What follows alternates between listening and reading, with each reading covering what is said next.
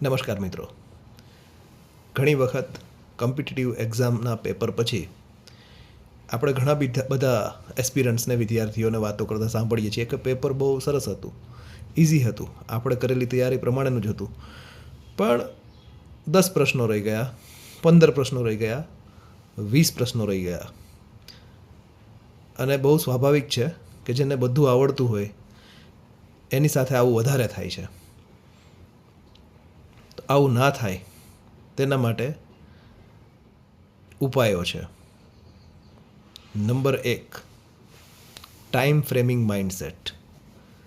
ભારતમાં જે જુદી જુદી ટોપ કોમ્પિટિટિવ એક્ઝામ્સ છે, જેવી કે યુપીએસસી, આપણે ગુજરાતની વાત કરીએ તો જીપીએસસી, ગ્રેજ્યુએશન પહેલાંની એટલે કે JEE mains, JEE advance, NEET, graduation પછીની CDS, આ બધી એક્ઝામમાં વિદ્યાર્થીઓએ જે ખાસ ધ્યાનમાં રાખવા જેવી સૌથી પહેલી બાબત છે એ છે ટાઈમ ફ્રેમિંગ માઇન્ડસેટ. મગજને એક્ઝામિનેશનના પ્રકાર પ્રમાણે પર ક્વેશ્ચન આપણને કેટલી મિનિટ મળે છે એનું એનાલાઇસિસ સૌથી પહેલાં કરવાનું છે. આપણે થોડાક દાખલા લઈએ.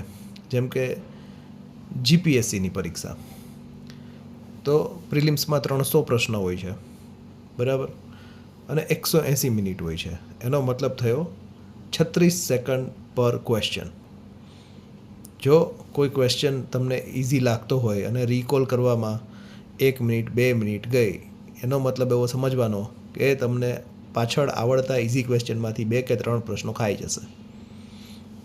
એવી રીતે યુપીએસસી, તો યુપીએસસીમાં તમને પર ક્વેશ્ચન 72 સેકન્ડ્સ મળે છે. એ 72 સેકન્ડમાં 36 કરતાં ડબલ છે, પણ એમાં તમારે થોડું ડિસ્ક્રિપ્ટિવ પણ આપવાનું હોય છે, થોડું ડિટેલ પણ હોય છે, અને એનાલાઇટિકલ પણ હોય છે. એટલે તમારું સ્પીડ સાથે એક્યુરસીનું ટેસ્ટિંગ અહીંયા થાય છે. પછી આપણે વાત કરીએ હાયર સેકન્ડરી સ્ટુડન્ટ્સ માટેની નીટની એક્ઝામ, બરાબર, MBBS માટે લેવાતી. એ પણ એક ટોપ નોચ દેશમાં કહેવાતી સૌથી અઘરી એક્ઝામોમાંની એક છે, જેમાં કુલ 200 ક્વેશ્ચન હોય છે, એમાંથી 180 ક્વેશ્ચન એટેમ્પ્ટ કરવાના હોય છે, અને એ 180 ક્વેશ્ચન માટે તમને 200 મિનિટ મળે છે. એટલે પર ક્વેશ્ચન 66 સેકન્ડ. આમાં જે ફિઝિક્સના ક્વેશ્ચન છે, મોટાભાગે ન્યુમેરિકલ્સ હોય છે, અને તમારી એનાલિટિકલ એબિલિટી અને ગણતરી પણ કરવાની એમાં હોય છે. એટલે તમારે બાયોલોજીમાં એ સમય બચાવી અને એ સમયના 66 સેકન્ડમાંથી જે તમે બચાવ્યા એ તમે ફિઝિક્સમાં યુટિલાઇઝ કરી શકો છો. કારણ કે ફિઝિક્સના કોઈ પણ ન્યુમેરિકલ્સ છે એ જો તમે ગણવા બેસો તો 66 સેકન્ડમાં ક્યારેય પૂરા ના થાય. એ પછી વાત કરીએ આપણે તો જેઈ મેઇન્સની. જેઈ મેઇન્સમાં નીટ કરતાં થોડો વધારે સમય મળે છે. પર ક્વેશ્ચન એમાં આપણને 2 મિનિટ અને 40 સેકન્ડ મળે છે, પણ અહીંયા ગણતરીઓ ઘણી લાંબી હોય છે, એટલે એ પણ પૂરતા થાય નહીં એ પ્રમાણેનું કેલ્ક્યુલેશન હોય છે. જેઈ એડવાન્સમાં કોઈ સમય મર્યાદા હોતી નથી.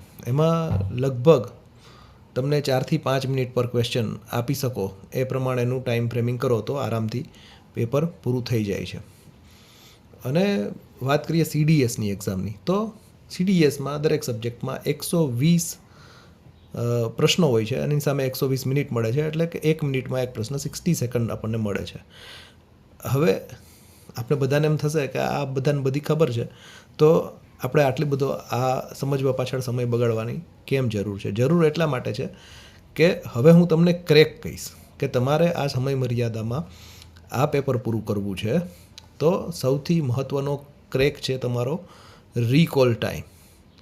રિકોલ ટાઈમ એટલે પ્રશ્ન વાંચતાની સાથે તમારા મગજમાં એ જવાબ આવી જાય અને તમે જે નિયત સમય મર્યાદા છે એમાં એ ક્વેશ્ચનનો આન્સર એટેમ્પ્ટ કરી શકો.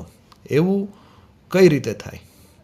તો એવું કરવા માટે ફક્ત એક જ ઈલાજ છે અને એ છે રિવિઝન. જેટલું વધારે રિવિઝન એટલા સારા માર્ક્સ, અને જેટલું વધારે રિવિઝન એટલું ઝડપથી રીકોલ, અને જેટલું વધારે રિવિઝન એટલું તમે આ ટાઈમ ફ્રેમિંગ માઇન્ડસેટની મર્યાદામાં તમે એ આન્સર્સ આપી શકશો.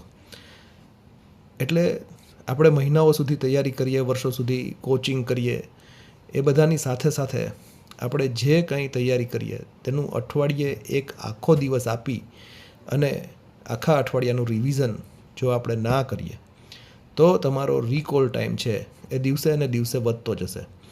જેટલી મેમરી હાથી છાપ બનાવી હશે તો એટલું વધારે રિવિઝન કરવું પડશે. આપણને ભગવાને જે સેન્સીસ આપેલી છે, આંખ, નાક, કાન, બરાબર, એ તમામ સેન્સીસથી રિવિઝન કરવાનું છે. એટલે કે વિડીયો જોવાના છે, વાંચવાનું છે, સાંભળવાનું છે, સમજવાનું છે, અને મેમરી ચાર્ટ્સ બનાવવાના છે. એટલે જો તમારે આ સમય મર્યાદામાં સહેલું પેપર હોવા છતાં પ્રશ્નો છૂટી ન જાય